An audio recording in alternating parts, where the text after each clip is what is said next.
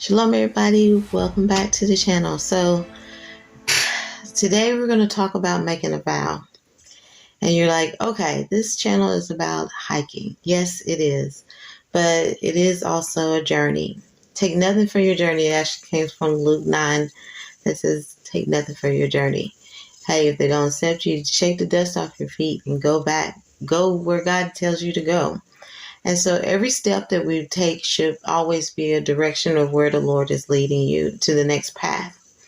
So as we are preparing to go on this Appalachian Trail, I'm going to talk a little bit um, about my journey, but also whenever I may get a word or something, I do like to share it with you. But today we're going to talk about making a vow. Originally, I had this great epiphany that I could, do this whole life about Jesus, but it seemed like our path is like a little bit different because every time I try to load that video, it just did not work out. But I'm going to talk about this right here. This is Nobo the bear. And Nobo the bear will be coming on with me on the Appalachian Trail next year. So I can't believe it. I almost have about 3 months, give or take, 3 months before I'm actually on trail. And so this bear is Nobo. And Nobo actually belongs to a friend of mine that I actually work with. And her husband was preparing to go on the Appalachian Trail. And he was a veteran. Unfortunately, through like depression and things, he lost his life. But this bear always went with him when he went hiking. And one of his big goals was to do the Appalachian Trail. And so when his wife found out that I was actually preparing for years to do this trail, she gave me this bear and some of his equipment and asked if I would take it with me as I am hiking, and when I am on the trail, on the Appalachian Trail, take it definitely with me all the way to Katahdin. So a lot of times all these years we're trying to get to the Appalachian Trail. I've had this bear with me every time I hiked. And this is so important for the family that this also goes with me. Does this bear have something to do with my journey? I don't know. But the full story of that we may tell you later, but it's actually her full story. And I love for her to tell you this story. But I'm just going to tell you what I have, but he will be going, and his name is Nobo. So what we're going to talk about today is making a vow. And this was my promise that I would do for her, that I would take this bear with me. And when I was inspired to do the Appalachian Trails years ago, it was in the back of my mind, but never, was a craving to do it. But in 2019, my last daughter, graduated from high school, and she went to college. So I was completely empty nest. Okay. And one of my favorite things to do is to hike. And backpacking was new to me. Like we would hike and we would camp, but never hike and backpack.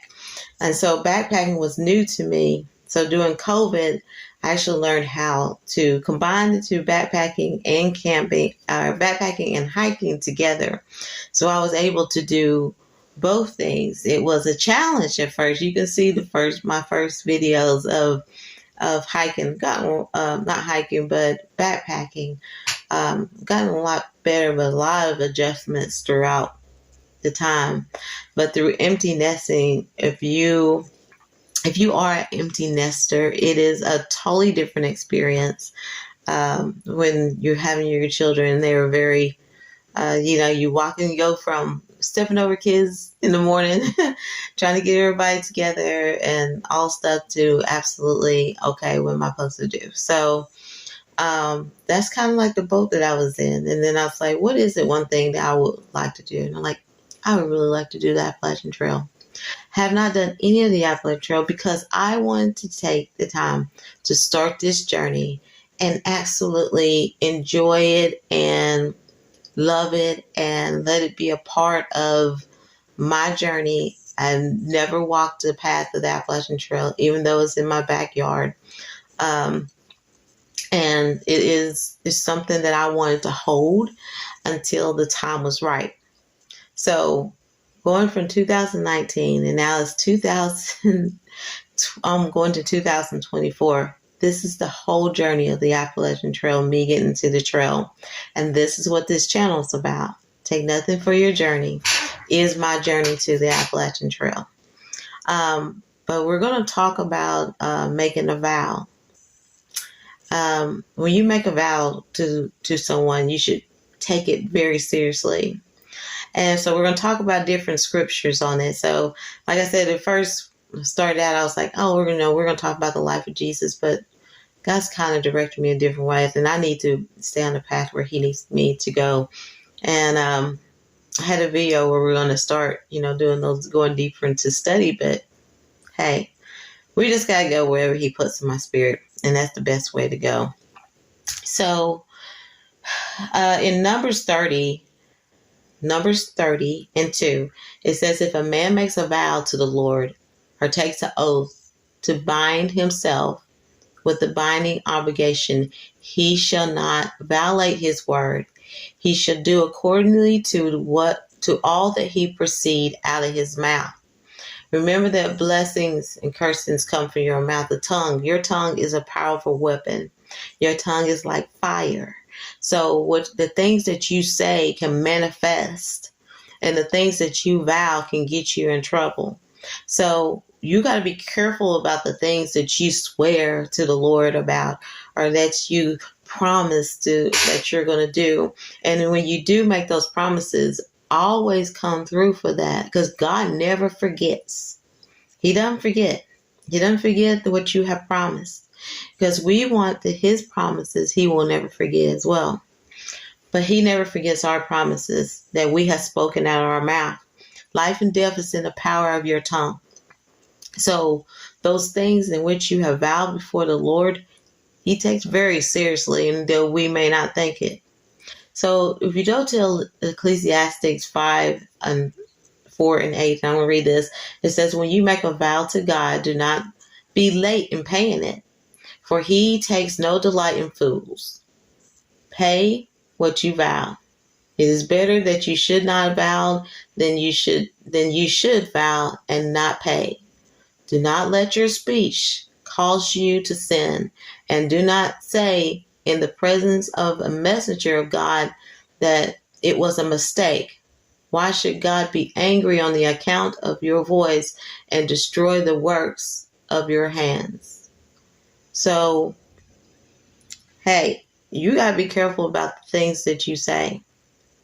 And you got to be careful that when you do make a vow, fulfill your vow. Ecclesiastes says, and this is the NIV version, fulfill your vow. For it is better not to make a vow than make it and not fulfill it. Do not let your mouth lead you into sin, because you made that vow. So you be careful about those swear words. I swear, I do this. Lord, I promise. I promise I will do this and that. And then you not come through with it because you sinned before God. We don't think of that. We don't think about those things in which we have said, and do not say before a messenger that which you have sent. You have vowed. My vow is a mistake. We sit there and regret things. We say things sometimes that we don't mean. And then at the end, oh man, it was a mistake. Well, you already did it. So it's a sin. You have sinned before God. And the vow was a mistake. So in the word in 6, it says, I'm just going to read past, that my vow was a mistake. Why should God be angry at you and say angry at you, at what you say, and destroy the works of your hands? Much dreaming and many words are meaningless. Therefore, fear God. Wow, you guys. So when you make a vow, that's a big deal. Okay? That's a big deal when you make a vow to God. So, and not come through with it. Because His own word says that He will be angry. Sometimes this will cause Him to be angry before Him. and he will destroy you. I wouldn't want the wrath of God to come on me because I didn't fulfill the vow that he has for me. Be careful about the things that you say. Okay, yeah, so be careful about things that come out of your mouth. Here's some more. Psalms 22:25. For you come by praise in the great assembly, and I shall pay my vows before those who fear him. Oh my goodness, you guys. I've been wanting to say this for a minute. I have like so much that I have like goes through my head sometimes, and I just like, oh man, we need to get this thing out. Let's get the word out, because these are things you really don't, you are not careful about what you're saying. The things that you say when you make a vow to people, pay it. Do what you say you're going to do. If you get a loan, if you do this, the word says that the borrower is a slave to the lender. So pay what you owe. Who wants to be kept in captivity because you don't want to pay your bills? The borrower is a slave to the lender. Pay your bills so that the blessings of God can still overcome and overtake you. You have the power to move mountains when you use your words wisely. And I think that the word, it has a lot in the Bible about making a vow before God and the things that you do when you make a vow to God. God don't forget. He doesn't forget anything. So I wanted to share that with you guys. Keep that in the back of your mind. Think about that. Making a vow to God, your vows. Think about all the things that you promised God you was going to do. You need to reevaluate that. And hey, if you haven't fulfilled those things, you need to fulfill it. If that is your plan for your life, you need to continue on the path that God had put before you. This is one of mine. Make sure Nobo gets to Katahdin.